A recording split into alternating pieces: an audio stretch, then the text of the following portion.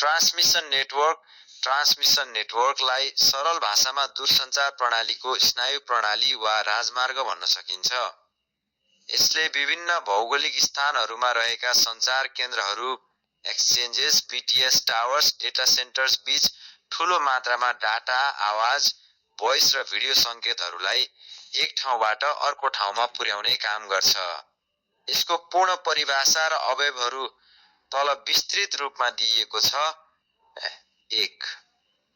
पूर्ण परिभाषा, complete definition.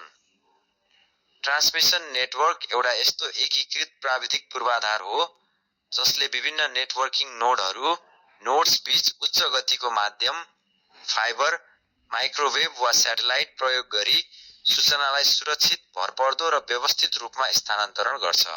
यसले मुख्यतया एक्सेस नेटवर्क जहाँबाट प्रयोगकर्ता जोडिन्छन् र कोर नेटवर्क जहाँ डाटा प्रोसेस हुन्छ को बीचमा पुलको काम गर्छ। 2. ट्रान्समिसन नेटवर्कका मुख्य भागहरू, की कम्पोनेन्ट्स। एउटा पूर्ण ट्रान्समिसन नेटवर्क तीनवटा तहमा विभाजित हुन्छ। Q, backbone network, backbone upon core transport.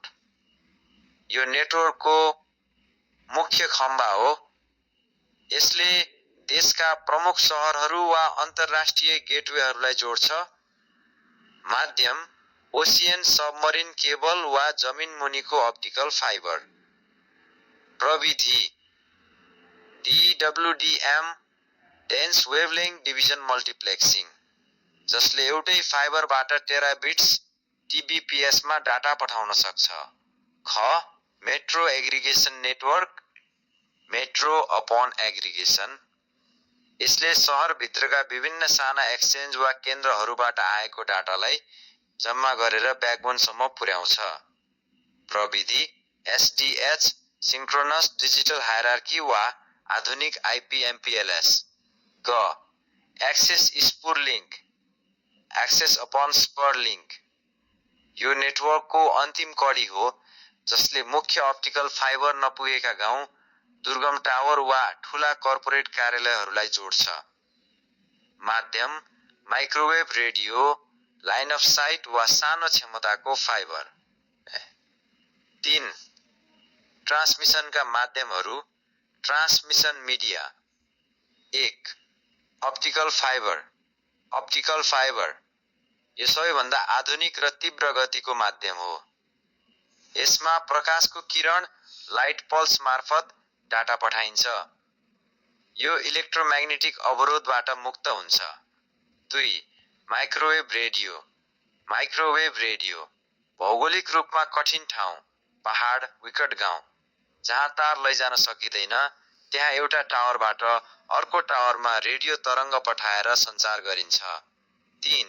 Satellite अत्यन्तै दुर्गम वा समुद्री क्षेत्रमा जहाँ फाइबर र रेडियो दुवै सम्भव छैन, त्यहाँ उपग्रहको माध्यमबाट सञ्चार गरिन्छ। 4. Topology, network topology. ट्रान्समिसन नेटवर्कलाई सुरक्षित बनाउन विभिन्न आकारमा जोडिन्छ। रिङ टोपोलोजी यो सबैभन्दा बढी प्रयोग हुने ब्याकबोन टोपोलोजी हो। यदि एक ठाउँमा फाइबर काटियो भने डाटा उल्टो दिशाबाट घुमेर आफ्नो गन्तव्यमा पुग्छ। Self healing.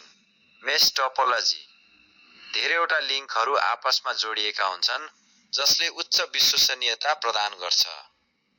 स्टार/4 एउटा मुख्य केन्द्रबाट सिधै शाखा लिङ्कहरू निकालिएको हुन्छ। 5. ट्रान्समिसन नेटवर्कको महत्त्व, उच्च ब्यान्डविड्थ। यसले गर्दा नै हामीले तीव्र गतिको इन्टरनेट र 4G/5G सेवा चलाउन पाएका छौँ। न्यून ढिलाइ, लो लेटेन्सी, भिडियो कल वा अनलाइन गेमिङमा डाटा छिटो आउने जाने काम यसैले गर्छ। सुरक्षा, यसमा प्रयोग हुने आधुनिक इन्क्रिप्सन र रिडन्डेन्सीले सञ्चार सेवा अवरुद्ध हुन दिँदैन। निष्कर्ष, छोटकरीमा ट्रान्समिसन नेटवर्क बिना आधुनिक सञ्चार सम्भव छैन। यसले छरिएर रहेका सञ्चारका टापुहरूलाई एउटै मालामा उनेर संसारलाई जोड्ने काम गर्छ।